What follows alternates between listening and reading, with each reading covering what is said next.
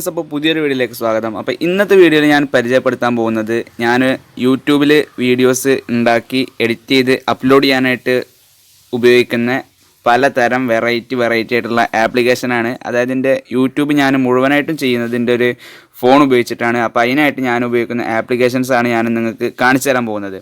അപ്പോൾ ആദ്യമായിട്ട് ഞാൻ ഉപയോഗിക്കുന്നത് ഓപ്പൺ ക്യാമറ എന്ന് പറഞ്ഞിട്ടുള്ളൊരു ആപ്ലിക്കേഷനാണ്. ഈ ആപ്ലിക്കേഷൻ ഞാൻ ഒരു ഫ്രീ ആപ്ലിക്കേഷനാണ്. അപ്പോൾ അത് വീഡിയോസ് ഷൂട്ട് ചെയ്യാൻ വേണ്ടിയിട്ടാണ് ഞാനിത് ഉപയോഗിക്കുന്നത്. അതായത് നമുക്ക് ഫോക്കസ് ഡിസ്റ്റൻസും കാര്യങ്ങളും അതേപോലെ HDR മോഡ് അങ്ങനെ ഒരുപാട് യൂസുകൾ അതുള്ളതുകൊണ്ടാണ് ഞാനത് യൂസ് ചെയ്യണത്. പിന്നെ നിങ്ങൾക്കറിയാം ഒരു യൂട്യൂബ് ക്രിയേറ്റർക്ക് ഏറ്റവും കാര്യങ്ങളൊക്കെ വിലയിരുത്താൻ വേണ്ടത് നമ്മുടെ യൂട്യൂബ് സ്റ്റുഡിയോ. അപ്പോൾ അതും ഞാൻ യൂസ് ചെയ്യുന്നുണ്ട്. പിന്നെ ഞാൻ എൻ്റെ തംബ്നെയിൽസ് യൂസ് ചെയ്യാൻ വേണ്ടി തംബ്നെയിൽസ് ക്രിയേറ്റ് ചെയ്യാൻ വേണ്ടി ഉപയോഗിക്കുന്ന ആപ്ലിക്കേഷനാണ് പിക്സൽ ലാബ്. ആദ്യം ഞാൻ ഉപയോഗിച്ചിരുന്നത് പിക്സാർട്ടാണ്. അപ്പോൾ അതെനിക്കൊരു ഒന്നും കൂടി ഒരു ഇമ്പ്രൂവ്മെൻറ്റ്സ് അതിൽ ആവശ്യമാണെന്ന് തോന്നി. അങ്ങനെ ഞാൻ പിക്സൽ ലാബ് യൂസ് ചെയ്യലെടുത്തിയത്. അതുപോലെ തന്നെ ക്യാൻവി ഞാൻ അതിന് വേണ്ടി ഡൗൺലോഡ് ചെയ്ത് വെച്ചൊരു ആപ്ലിക്കേഷനാണ്. പക്ഷേ അതെനിക്ക് എന്തോ ഒരു ടഫ് ഫീലിംഗ് അതിൽ തോന്നി. അതുകൊണ്ട് ഞാനത് അങ്ങനെ യൂസ് ചെയ്യലില്ല. പിന്നെ ഞാൻ ഇതിൻ്റെ ഓഡിയോസ് റെക്കോർഡ് ചെയ്യാൻ വേണ്ടിയിട്ട് എന്തെങ്കിലും ഓഡിയോ ക്ലാരിറ്റി ഒന്നും കൂടി വേണ്ട വീഡിയോസ് ആണെന്ന് എനിക്ക് തോന്നിയാൽ ഓഡിയോസ് റെക്കോർഡ് ചെയ്യാൻ വേണ്ടിയിട്ട് ഞാൻ റെക്ഫോർജ് എന്ന് പറഞ്ഞിട്ടുള്ളൊരു ആപ്ലിക്കേഷൻ യൂസ് ചെയ്യലുണ്ട്.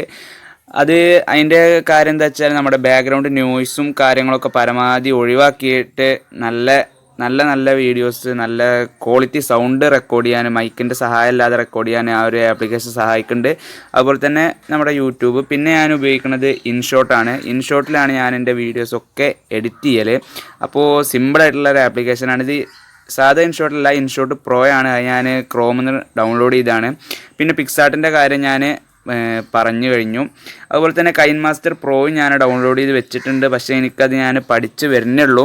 അപ്പോൾ അത് ഞാൻ പഠിച്ച് വന്നതിന് ശേഷം അതിൽ ഞാൻ വീഡിയോസ് എഡിറ്റ് ചെയ്യും.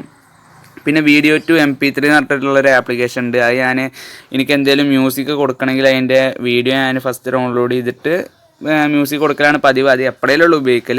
പിന്നെ ഫിൽമിക് പ്രോ അതുപോലെ തന്നെ ഞാൻ വീഡിയോസ് ഷൂട്ട് ചെയ്യാൻ വേണ്ടി ഉപയോഗിക്കുന്ന ഒരു ആപ്ലിക്കേഷനാണ്. അത് പക്കയാണ്. അത് പ്ലേ സ്റ്റോറിൽ പെയ്ഡ് ആയിട്ടുള്ളൊരു ആപ്ലിക്കേഷനാണ്. അപ്പോൾ ഞാൻ അതിൻ്റെ ക്രാക്ക്ഡ് വേർഷൻ ഡൗൺലോഡ് ചെയ്തിട്ടാണ് യൂസ് ചെയ്യുന്നത്. പിന്നെ സ്നാപ്സീഡും അതുപോലെ തന്നെ അഡോബ് ലൈറ്റ് റൂമും ഞാൻ ഫോട്ടോസ് എഡിറ്റ് ചെയ്യാൻ വേണ്ടിയിട്ടാണ് യൂസ് ചെയ്യുന്നത്. അപ്പോൾ ലൈറ്റ് റൂമിൽ ഫോട്ടോസ് എഡിറ്റ് ചെയ്യേണ്ടത് എങ്ങനെയെന്ന് നിങ്ങൾക്ക് അറിയില്ലെങ്കിൽ അതിൻ്റെ ഒരു വീഡിയോ ഞാൻ ചാനലിൽ അപ്ലോഡ് ചെയ്തിട്ടുണ്ട്. അപ്പോൾ അത് നിങ്ങൾ മറക്കാതെ കാണുക.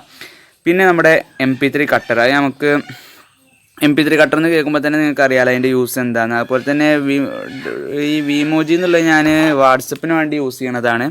അതുപോലെ തന്നെ ഫോട്ടോസ് എന്നുള്ളത് ഞാൻ പ്ലേ സ്റ്റോറിൽ നിന്ന് സ്പെഷ്യലായിട്ട് ഡൗൺലോഡ് ചെയ്ത് എന്താണെന്ന് വെച്ചാൽ വീഡിയോസിന് സ്റ്റെബിലൈസേഷൻ കൊടുക്കാനാണ്. അതുപോലെ തന്നെ പ്ലേ സ്റ്റോറും എക്സെൻഡറും ഒക്കെയാണ് ഇതിൽ ബാക്കിയുള്ളത്.